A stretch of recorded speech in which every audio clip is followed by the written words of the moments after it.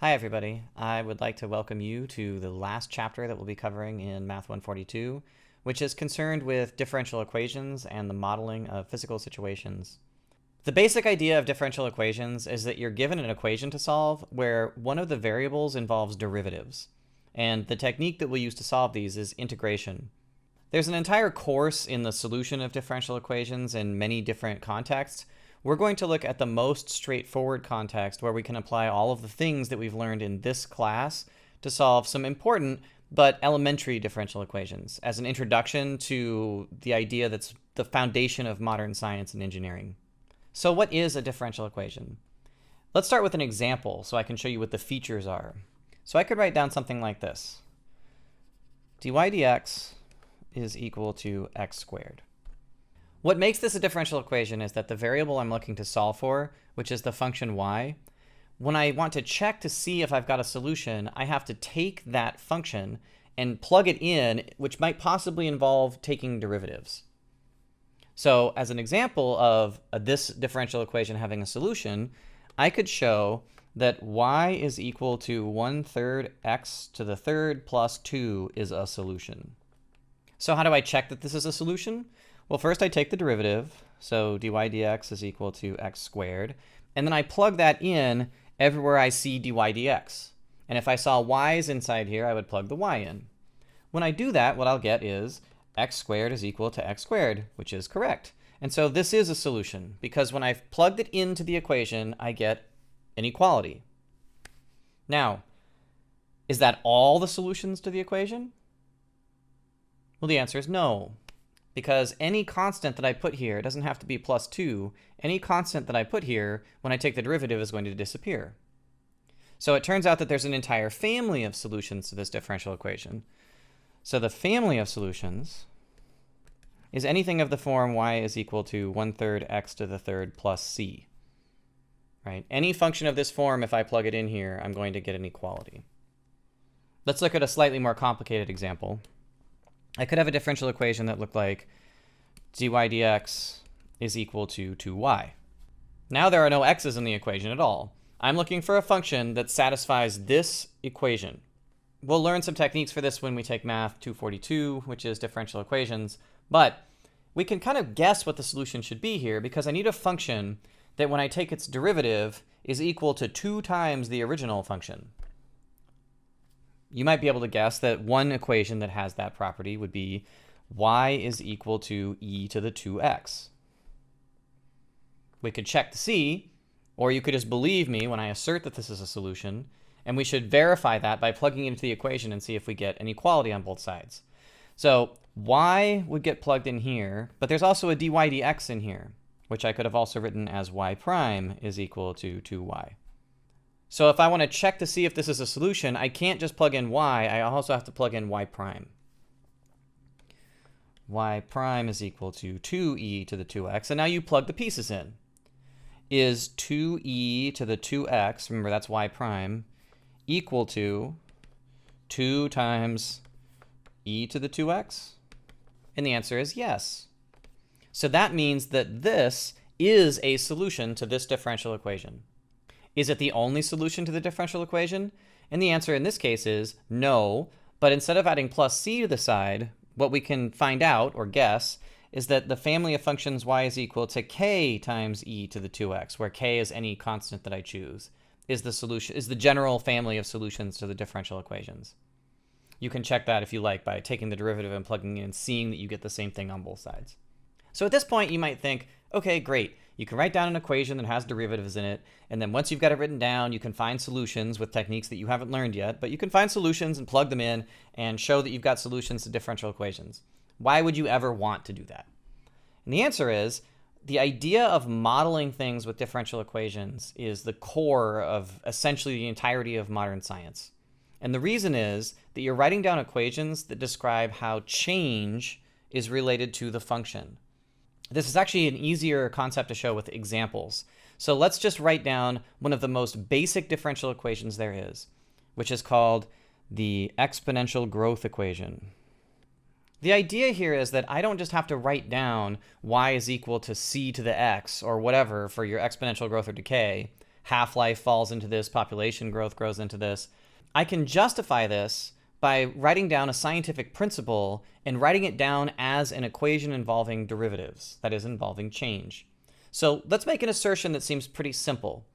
In the absence of any sort of constraints on growth, we are going to just assert as scientists the principle that population growth is proportional to the current population. Now that's something that you could see experimentally. If there's no constraints on growth, then the speed at which the population grows is going to depend on how many people there are reproducing, or how many animals there are reproducing, or how many bacteria there are reproducing. But what are we really saying here mathematically? Population growth is a change in population. So population growth we can think of as being if P of t is equal to population at time t, then population growth, or decay, is going to be equal to dp dt. That's going to be equal to change in population. Saying this, or defining these mathematical ideas with functions, is going to let us translate this sentence into an equation. So what does this really say? Well, population growth, that's dp dt, is always the word equals in a mathematical equation. Proportional means that whatever something is proportional to something else, you just multiply it by some fixed constant called the constant of proportionality. So we'll call that k. And finally, the current population is just p, or p of t because it's a function, but this equation is an equation that involves the function p.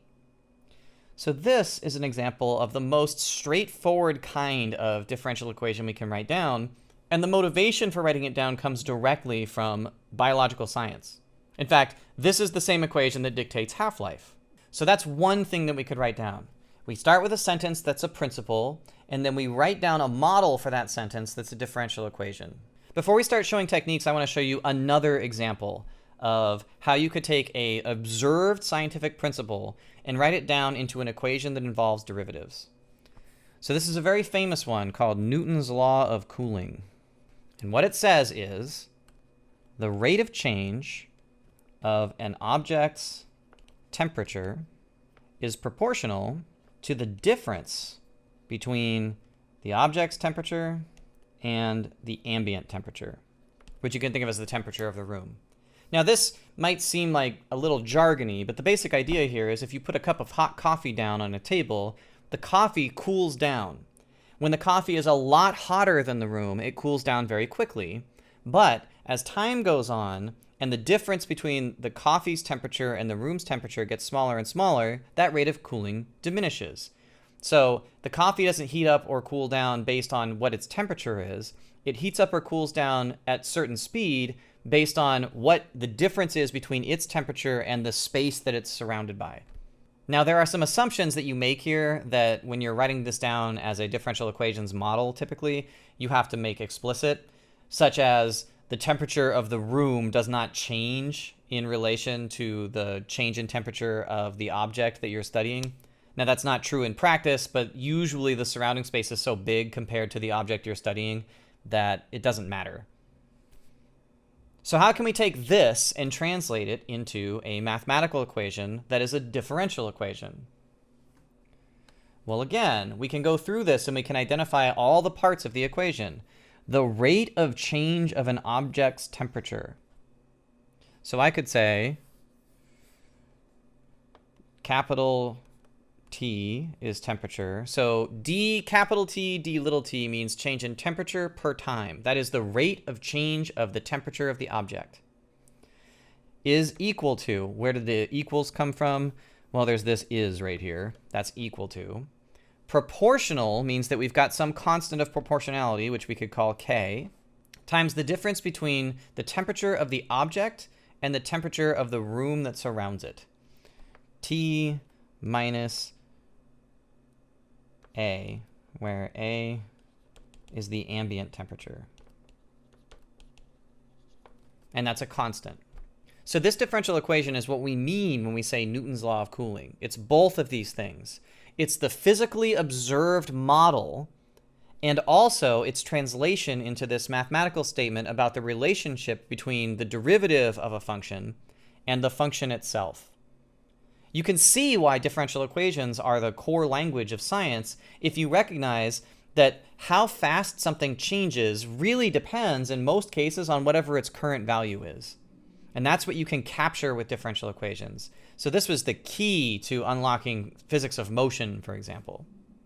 Okay, so I've given you a couple examples of what differential equations are and where they come from. So now let's go back to the examples that I wrote down that had solutions, and let me see if I can show you where they came from. So we'll begin with dy dx is equal to x squared. What I'm asking when I write this equation down is explicitly the following. Find an equation whose derivative is x squared. Well, that's just an integration problem. Find an equation so that when I take the derivative is equal to x squared. How would you do that? You would integrate. So you'll notice here that if you integrated both sides of this, the integral of a derivative is the function. And on the other hand, you're just taking the integral of x squared. So this is an example of what's called a separated equation. That is, the y's are on one side and the x's are on the other. And if you have an equation of that form, you can always just put an integral on both sides. So the method of solution here is to write the integral of dy dx is equal to the integral of x squared. And that gets you, well, the integral of the derivative is just the function.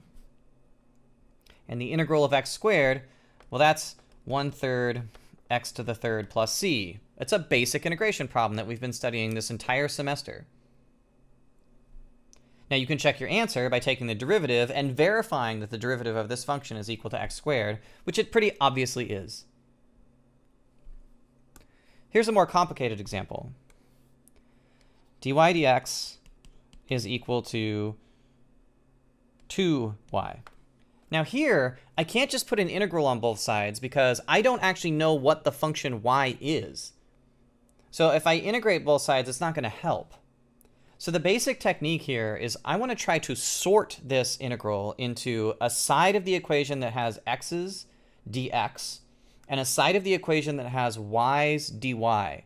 Because if I can do that, then I can integrate both sides simultaneously. So what do I mean by that? Well, notice that, and here's where we get to play engineer a little bit. I'm going to treat the differentials dy and dx like they are real quantities that can be manipulated algebraically. So I'm going to think of this equation as being dy is equal to 2y dx. But the y here is trapped on the wrong side because I don't know what y is, and if I integrate it, I'm integrating a function of x with respect to x. So I'm going to divide both sides by y, and that will get me dy over y is equal to 2 dx. So this is the same as the original equation that we started with. And now, because I'm integrating y with respect to y, I don't have to treat it like a function. I can treat it like a variable. And because I'm integrating x with respect to x, I don't have to treat it like a function. I can treat it like a variable. So I've sort of cheated my way from thinking of y as a function of x into thinking an integral of y in terms of y. So when you integrate, what you get is the natural log of the absolute value of y is equal to 2x plus c. Now, if I want to know the solution to the equation, I just solve for y. The absolute value of y is equal to e to the 2x plus c. Well, e to the 2x plus c is always positive or negative, depending on the value of c. So e to the 2x plus c is always a positive quantity, so I don't need the absolute values on the y. That gives me y is equal to e to the 2x times e to the c, but e to the c is a constant. So I could simplify this by writing y is equal to k times e to the 2x. And so this is my family of functions that solves this differential equation. The strategy that we used here is called separation. The form that you're looking for to identify that you're working with a separable equation, beyond just knowing that you're in chapter 9.3 and so all the equations are separable, is dy dx is equal to f of x times g of y. That is, on one hand of the equation, you've got a derivative all by itself, y prime or dy dx. And on the other side of the equation, you have a product of functions, one of which is entirely a function of x, and the other of which is entirely a function of y. Because if you can do that, you can always resort this equation into dy over g of y is equal to f of x dx. And this is the separation step. Once you have that, you can solve this by writing the integral of dy over g of y is equal to the integral of f of x dx. And here's where we get to bring to bear all the techniques that we've learned so far in our class on integration, Math 142. So this is the method of separation. Once you know the method of separation, then it's actually easy to see that all the integrals that we've been solving are really secretly very easy differential equations. When I tell you to integrate x to the third dx, what I'm really asking you to do is to solve dy dx is equal to x to the third. These are equivalent statements. To integrate this is the same as finding a function whose derivative is x to the third. So every integration problem is actually a very simple differential equation that's already separated for you. So what we're doing with separation is we're trying to create an equation where I can apply integrals to both sides in the same way that we've been doing for this entire course whenever I give you a function and ask to find the antiderivative. So integration is asking you to find an antiderivative. And the differential equations perspective is saying, well, I gave you the derivative. Can you find me the function that it came from, which is the antiderivative? So before we go on to more complicated examples, let's do some straightforward ones. If you had the equation dy dx is equal to x squared over y squared, you don't need to write this in terms of f and g and make sure that you can separate it entirely. You can just do it. So when I look at this, I say to myself, I want the y's on the left-hand side and I want the x's on the right. So the first thing I'll do is I will multiply both sides by dx. And when I say multiply, I mean multiply. So we're sort of cheating, but it works, so feel free. dy is equal to x squared over y squared dx. Notice I have to use multiplication or division to do the separation, because if I do addition or subtraction, what will happen is I'll end up with pieces that are plus dy. And that means when I integrate, it won't make any sense. So I have to use multiplication or division to do this. Now looking at my equation, I think, well, I've got this y squared, and it's on the wrong side, so I'll multiply both sides by y squared, and that gets me y squared dy is equal to x squared dx. And now I can integrate. This is separated. So you apply integrals to both sides. And what you'll get will be, well, treating y like a variable means that we get 1/3 y to the third. And treating x like a variable means we get 1/3 x to the third plus c. Remember, I only need it on one side of the equation. And now I just solve for y. Y to the third is equal to x to the third plus, okay, 3 times an arbitrary constant is still an arbitrary constant, so I'm still going to write it as plus c, but it can be confusing when you see this happen in books, where what's happened here is that this c is actually 3 times this c, but since they're arbitrary, there's no point in keeping track of whatever the original c was. Now I cube root both sides, and I get y is equal to the cube root of x to the third plus c, and that function is the solution family to the differential equation that we started with. Let's look at a slightly more complicated example. So if we had something like dy dx is equal to 6x squared over 2y plus the cosine of y, well, it's obvious that we can still separate because I can push the y's to one side and the x's to the other by writing down 2y plus the cosine of y dy is equal to 6x squared dx. I can integrate this, and what that will result in will be y squared plus the sine of y is equal to 2x to the third plus c. Now the problem is, this is not a function that can be solved for y. If you want the fancy word for this, it's called a transcendental equation, because it involves a mixture of polynomial terms and trigonometric terms, and there's basically no way to solve for y. So at this point, what you can say is, well, whatever this function describes, whatever curve this function describes, even if I can't write y as a function of x, whatever curves are happening here are still the functions that have the right derivatives. So what we do, this is one of my favorite mathematical cop-outs, is we say implicitly defines a solution. And it's just a matter of fact that in most cases, even when you can solve a differential equation, the object that you get out the other side might be an implicit function instead of an explicit function. So just because I can't write y is equal to f of x doesn't mean I failed. It just means that I'm going to have to come up with some sort of numerical way of figuring out what the graphs to this look like, which is pretty standard. Okay, so I hope that that serves as an introduction to the idea of differential equations. This is an enormous field of study that many people in science, engineering, mathematics spend their entire careers working on.